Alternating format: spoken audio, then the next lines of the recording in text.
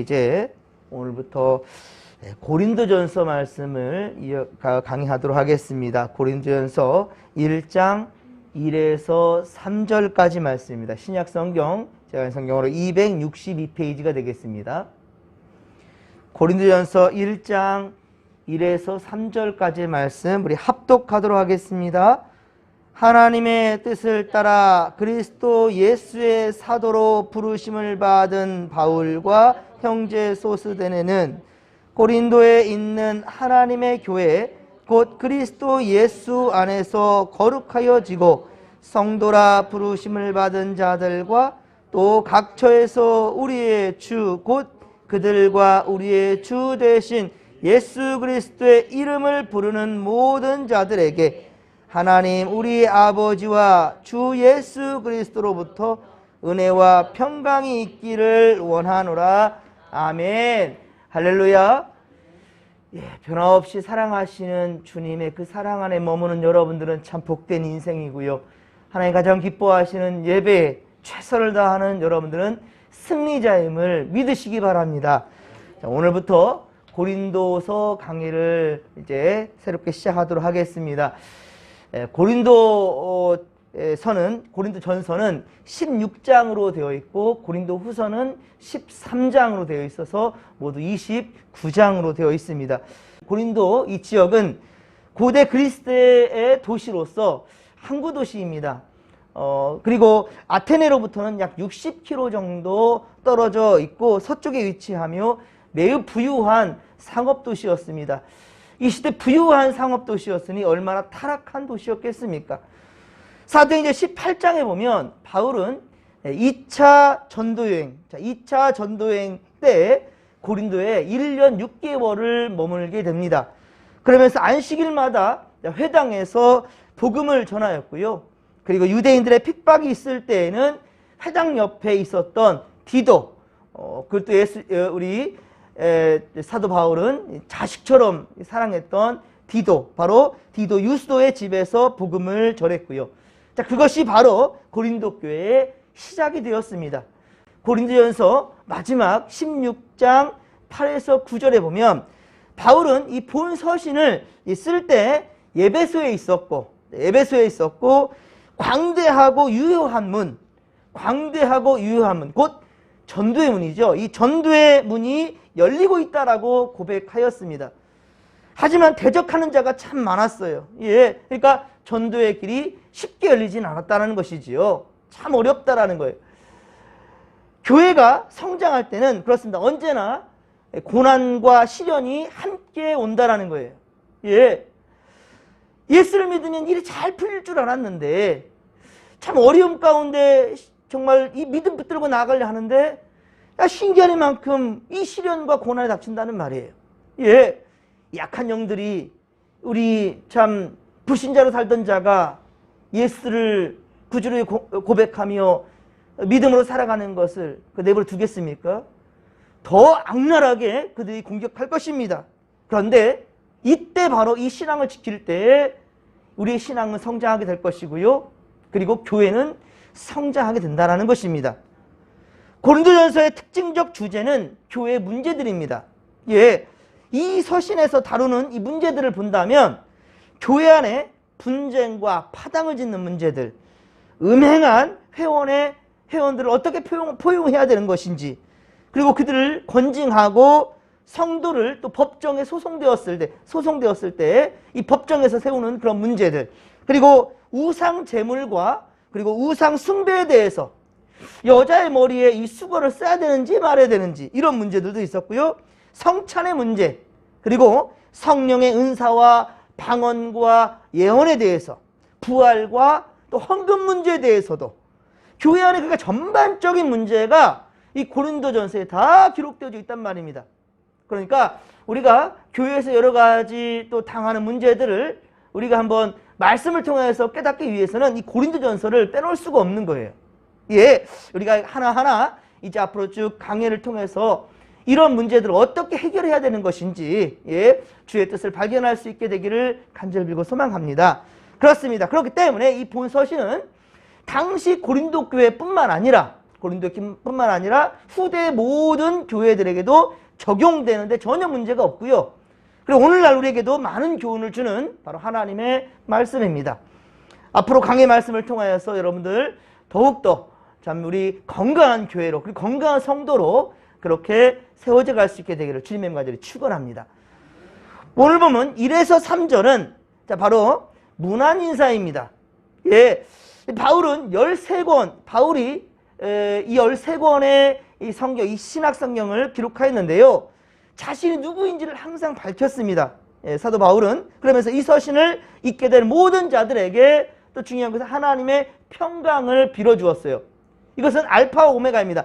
처음과 나중 항상 앞뒤로 축복하였어요. 사랑하는 성도 여러분, 여러분들도 서로 축복하는 것을 인색하지 않았으면 좋겠습니다. 항상 여러분 입술에는요 예수님처럼 예수께서 그러했듯이 예수님의 제자들이 이 초대교회에 그랬듯이 사도 바울이 그러했듯이 여러분 항상 서로에게 축복해주는 복을 빌어주는 샬롬 평강을 빌어주는 여러분들 되기를 소망합니다. 예, 그렇습니다.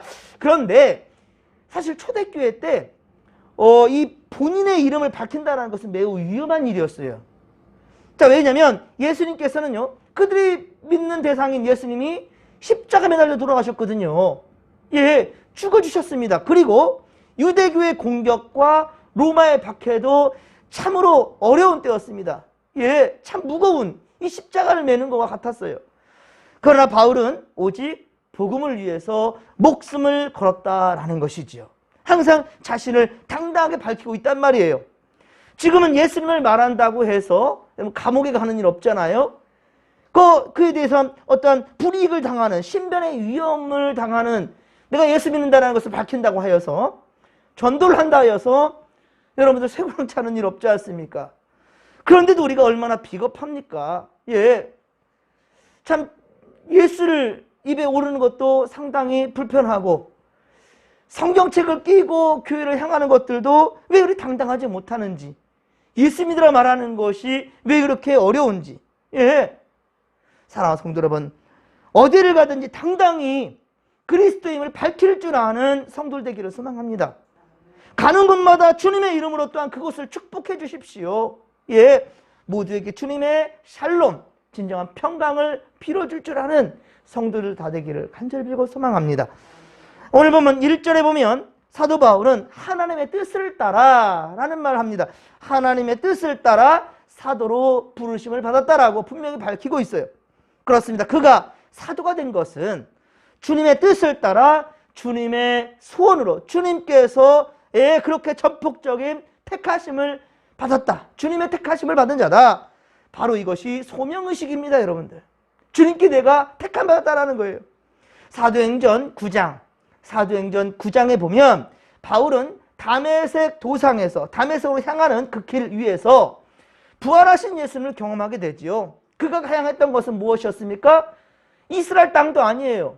예, 아수르에 있는 바로 그 예수도 다메섹으로 향해서 그곳에 있는 예수 믿는 사람들을 잡아들이기 위해서, 핍박하기 위해서 향하는 그러한 걸음이었어요. 하지만 예수님은 그도 사랑하시고 오히려 그를 고쳐 쓰시려고 사울을 바울되게 하셨죠. 예, 그 현장이 바로 사도행전 9장에 자세히 기록하고 있습니다.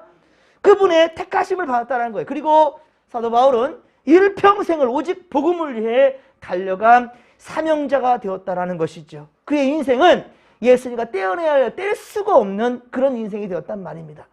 사랑하는 성도 여러분, 아무개 집사요, 성도요, 권사요, 장로요, 여러분들이 진정 불려지는 그곳에는 예수 그리스도의 은혜가 서려 있고 예수 그리스도의 향기를 뽑을 수 있는 그런 여러분들 인생 되기를 소망합니다.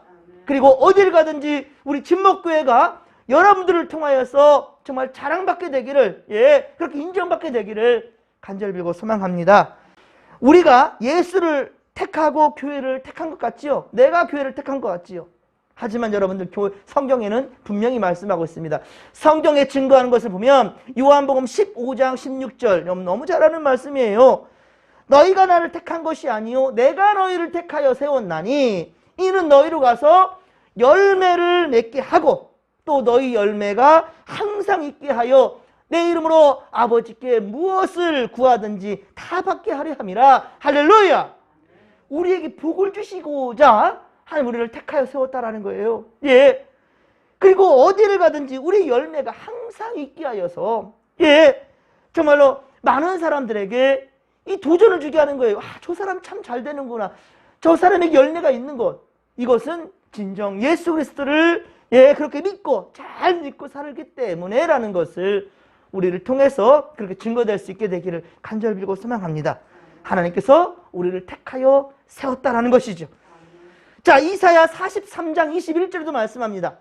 이사야 43장 21절에 우리를 지으신 목적, 그러면 우리를 왜 이 땅에 살게 하셨는가? 그 목적이 무엇인가? 이 백성은 나를 위하여 지었나니 나를 찬송하게 하려 함이니라. 아멘. 이 백성은 내가 나를 위해 지었대요. 하나님 우리를 지었답니다. 그 목적이 무엇인가? 찬양 받으시려고, 예, 나를 통해서 찬송 받으시려고 우리 주님께서 나를 지었다라는 거예요. 예, 그렇습니다.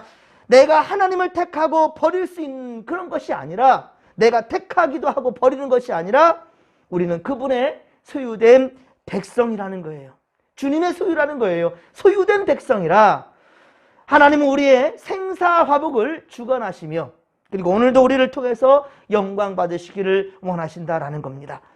그래서 바울은 오늘 보면 2에서 3절에 고린도에 있는 하나님의 교회, 고린도에 있는 하나님의 교회, 곧 그리스도 예수 안에서 거룩한 하나님의 백성이 된 성도요, 또 예수 그리스도의 이름을 부르는 모든 자들에게, 예수님의 이름을 부르는 모든 자들에게 바로 은혜와 평강이 있기를 원하노라 라고 말하고 있어요.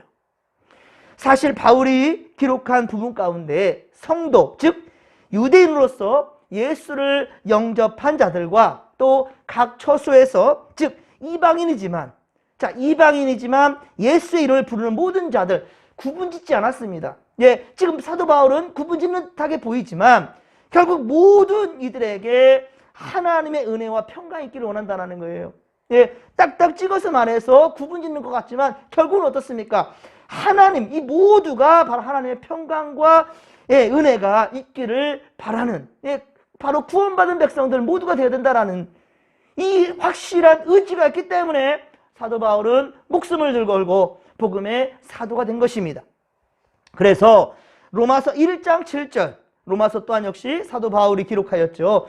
로마서 1장 7절에 보면 로마에서 하나님의 사랑하심을 받고 성도로 부르심을 받은 모든 자에게 하나님 우리 아버지와 주 예수 그리스도로부터 은혜와 평강이 있기를 원하노라. 같은 맥락에서 지금 축복하고 있지요. 예, 우리 아버지와 주 예수 그리스도로부터 은혜와 평강이 있기를 원한다. 성도로 부르심을 받은 모든 자들이라 라고 얘기하고 있어요. 어떤 혈통이나 족속을 지금 말하지 않습니다. 그렇습니다. 로마서에 바울은 성도로 부르심을 받은 모든 자라라고 그렇게 표현한 것에 우리가 주목할 필요가 있다는 거죠. 결국 구원받은 자들은 출신과 그리고 신분이 중요한 것이 아니란 말이에요.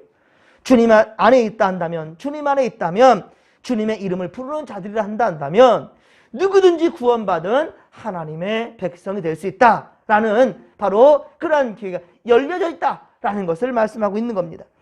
사도행전 2장 21절, 사도행전 2장 21절에 보면 그렇습니다. 누구든지 주의 이름을 부르는 자는 구원을 받으리라. 예, 이렇게 말씀하였고요. 구약 요엘서 2장 32절, 요엘서 2장 32절에 보면 말씀 역시 누구든지라고 말하고 있어요. 그러니까 유대인들은 자신들만 선민사상에 빠져 있어요.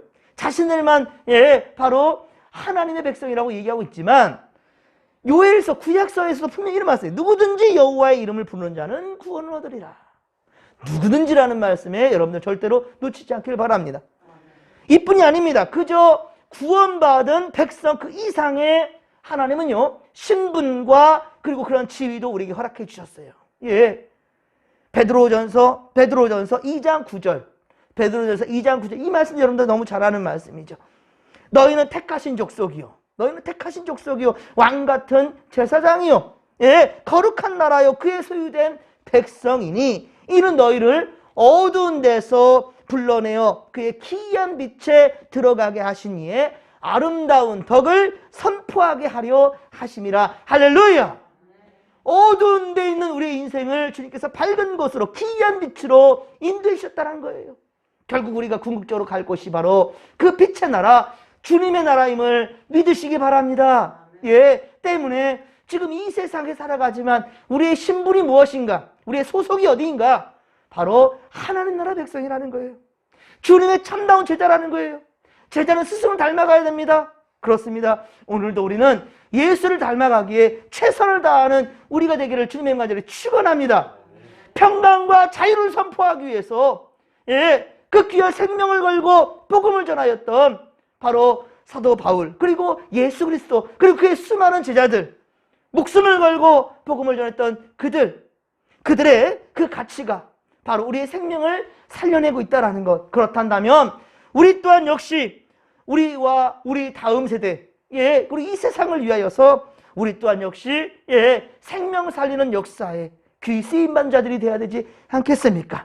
사랑하는 성도 여러분, 오늘도 우리는 하나님의 특별한 사랑을 입은 거룩한 성도요, 그리고 하나님 나라의 백성이며 주의 자녀된 자들로서 하나님의 참 제자들이라는 그런 프라이드를 가지고 당당하고 자신있게 담대하게 우리 살아내십시다. 그리고 가는 곳마다 우리가 밟는 모든 땅마다 우리 모두에게 그렇습니다. 모든 이들에게 바울처럼 샬롬, 주님의 평강을 선포하는, 빌어주는 여러분들 되기를 소망합니다. 즉 보냄받은 자들이 다 되시기를 주님의 이름으로 축원합니다. 내일은 주님의 날입니다. 여러분들 주일도 중요하지만 이 주일을 어떻게 준비하느냐, 그 자세가 정말 중요합니다. 여러분, 오늘 더욱더 거룩한 내일을 준비하며 말씀과 기도 앞에 거룩해지며, 그리고 정말 주님께서 가장 기뻐하시는 참다운 예배자들이 다 될 수 있기를 주님의 이름으로 축원합니다. 무엇보다 오늘은 항상 제가 말씀드리죠, 내가 예배자로 서는 것도 중요하지만 정말로 믿음의 실족에서 떨어져 있는 사람이나, 그리고 정말로 주님 앞에 나오고 싶지만 여러 가지 환경과 상황 때문에 주 앞에 나가지 못하는 성도들, 그리고 여러분의 주변의 전도 대상자들, 그들을 놓고 특별히 기도하는 오늘이 되어야 될 것입니다. 모두가 함께 더불어서 우리 하나님 기뻐하는 예배자들이 모여서 거룩한 우리 진목교회를 함께 만들어갈 수 있게 되기를, 미래와 희망을 주는 그러한 진목교회를 함께 만들어 가십시다. 주께서 우리와 함께 하실 것입니다. 주여 삼창 부르며 기도하며 나갑니다. 주여, 주여, 주여. 살아계신 하나님 아버지, 고맙고 감사를 드립니다. 하나님, 이 한 주간도 주님의 은혜로 살았습니다. 오 주여, 매 순간 어렵고 힘든 일도 참 많았지만은 그러나 그 순간순간 때마다 주님께서는 우리와 함께 하셨나이다. 절대로 우리를 버려두지 않으셨나이다. 하나님 아버지여, 우리의 시선이 주님을 향하고 있사오매 하나님 아버지 반드시 주님의 때에 아버지 멋지고 아름다운 아버지 열매로 채워주실 것이고 회복시켜 주신다는 확신 가지고 나아가게 하여 주시옵소서. 그리고 더욱더 하나님 아버지 성장한 신앙으로 그리하지 하실지라도 아버지 이 생명 오주여 주님의 소유된 것이옴을 우리가 알진대 더욱더 감사함으로 우리 주 앞에 나아가게 하여 주시옵소서. 그리하지 하실지라도 감사하며 찬양하며 오주여 믿음의 삶을 굳게 지켜나갈 수 있도록 주님 도와 주시옵소서. 한 주간도 은혜로 살았습니다. 내일 주님의 날입니다.